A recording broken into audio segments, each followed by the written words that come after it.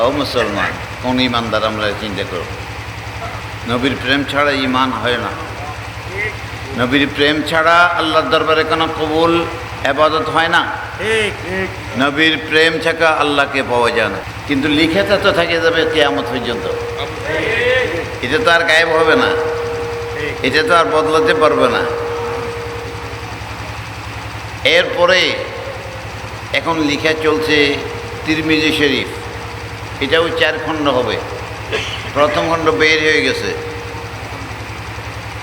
দ্বিতীয় তৃতীয় লেখা হয়ে গেছে, চতুর্থ খণ্ড কিছু বাকি আছে 200 পৃষ্ঠার মতো। এটা হয়ে গেলে প্রেসে যাবে, আবার ছাপাইছে, এটাও চলে আসবে। আপনারা এগুলো যদি পড়েন তো আল্লাহকেও পাবেন, আল্লাহ রসুলকেও পাবেন। আমি আপনাদের সাথে আছি। কোরআনের পাকের ব্যাখ্যা করে কেউ শেষ করতে পারবে না। আল্লাহর কোরআন, এই কোরআনের ব্যাখ্যা আল্লাহ যাকে পছন্দ করে তাকে দান করে।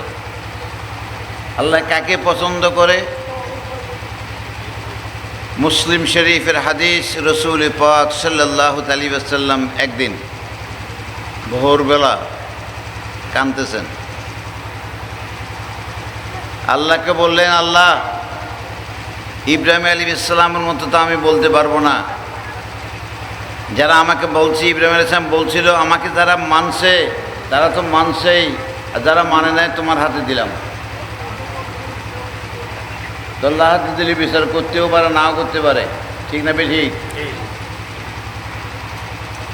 ঈসা আলাইহিস সালামের মতো আমি বলতে পারবো না যে যারা নাকি আমাকে মানছে আর বাকিগুলো তোমার হাতে। ঈসা আলাইহিস সালাম যা বলছেন সেরকম আমিও বলতে পারবো না। ইয়া আল্লাহ, তুমি আমার উম্মতের জন্য কি করবে? যার যার কাঁদতেছে।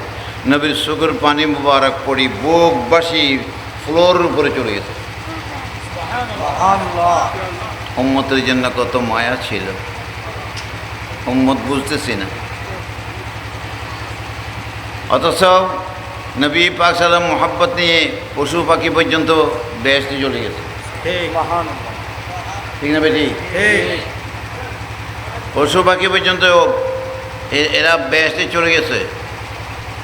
আরে পশু পাখি না, রাসূল পাক সাল্লাল্লাহু আলাইহি ওয়াসাল্লাম মদিনা শরীফে মসজিদে নববীর মধ্যে খুতবা দিতেন, দাঁড়িয়ে দাঁড়িয়ে খুতবা দিতেন। সেখানে একটা খাজুরের খাম্বা ছিল মসজিদের ঠোঁটে, এটার সঙ্গে হেলান দিয়ে তারপরে খুতবা দিতেন।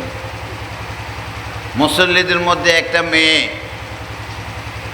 দেখলো রসুলের খুব কষ্ট হতেছে, নুরানি বদনের মধ্যে দাগ পড়ে যাচ্ছে, খাজুর গাছের এই গিলা গিলা গাছ দাগ পড়ে যাচ্ছে।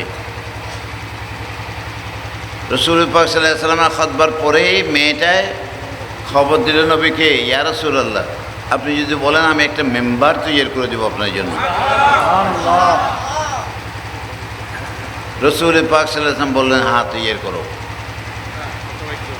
মেম্বার তৈরি হয়ে গেল। ঝাউ গাছের মেম্বার ছিল, 3টা থক ছিল। রসুল পাক সাল্লাল্লাহু আলাইহি ওয়াসাল্লাম যেদিন নাকি আসলেন, এটা মেম্বার গাছের থেকে জুদা হয়ে মেম্বার উপরে যাই বসছেন।